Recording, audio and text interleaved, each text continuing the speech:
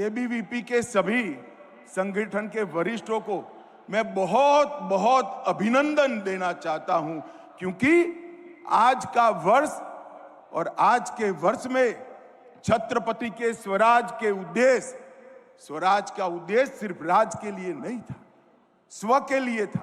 हर क्षेत्र के अंदर, चाहे भाषा हो, धर्म हो, संस्कृति हो, इस स्व की स्थापना का 350 साल का कालखंड पूरा होने के वक्त सारे युवाओं को ये उद्देश्य समझाने के लिए आपने बहुत बड़ा कार्यक्रम उठाया है।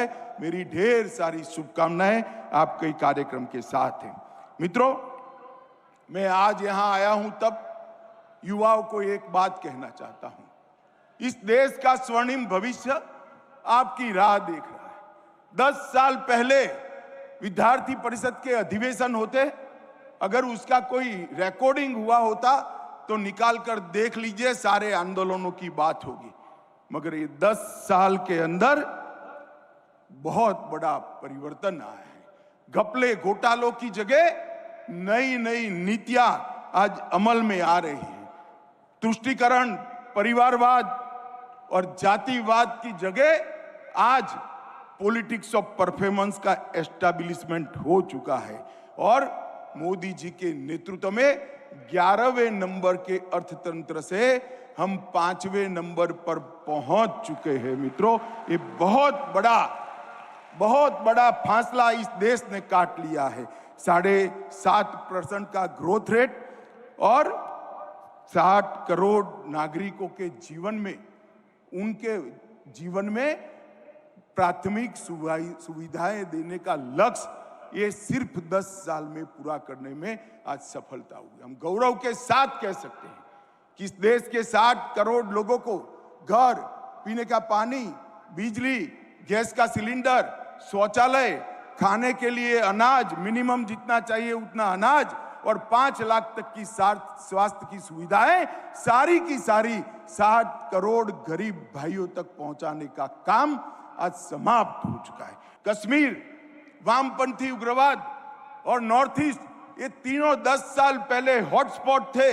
धारा 370 हट चुकी है। आज लाल चौक पर तिरंगा फहराते हुए आपको कोई नहीं रोक सकता, कोई संघर्ष करने की। नॉर्थ ईस्ट के ज्यादातर उग्रवादी संगठन अपने हथियार डाल चुके हैं और वामपंथी उग्रवाद अंतिम सांसें गिन रहा है।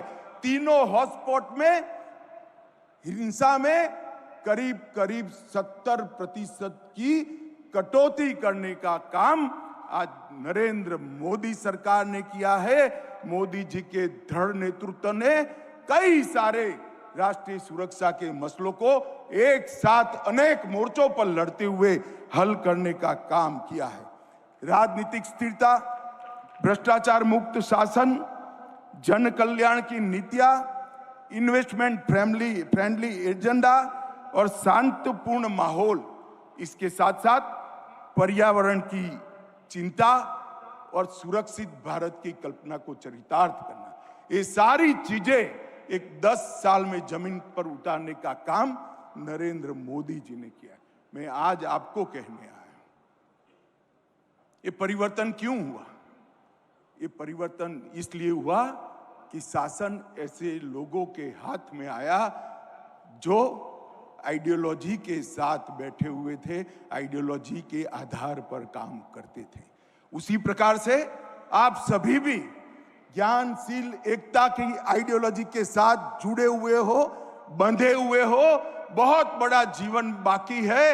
ये 25 साल देश के लिए जीने का संकल्प लेकर आज इस अधिवेशन से आप जाइए तो आने वाले दिनों में मैं निश्चित रूप से मानता हूं कि भारत को सर्वप्रथम करने से कोई नहीं रोक सकता।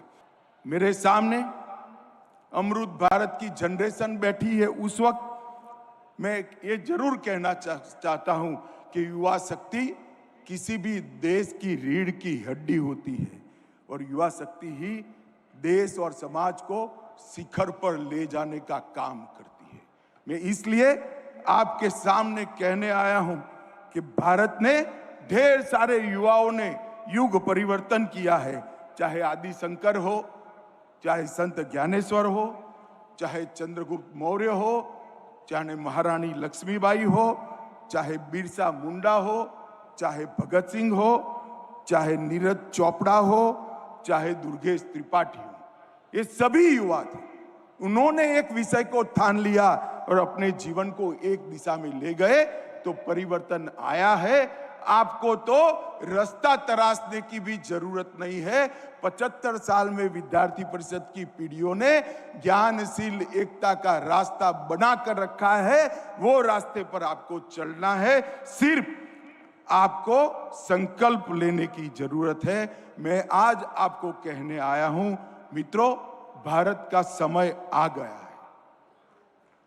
भारत का समय आ गया है और हर समस्या के समाधान के लिए आज विश्व भारत की ओर आशा के साथ देख रहा है।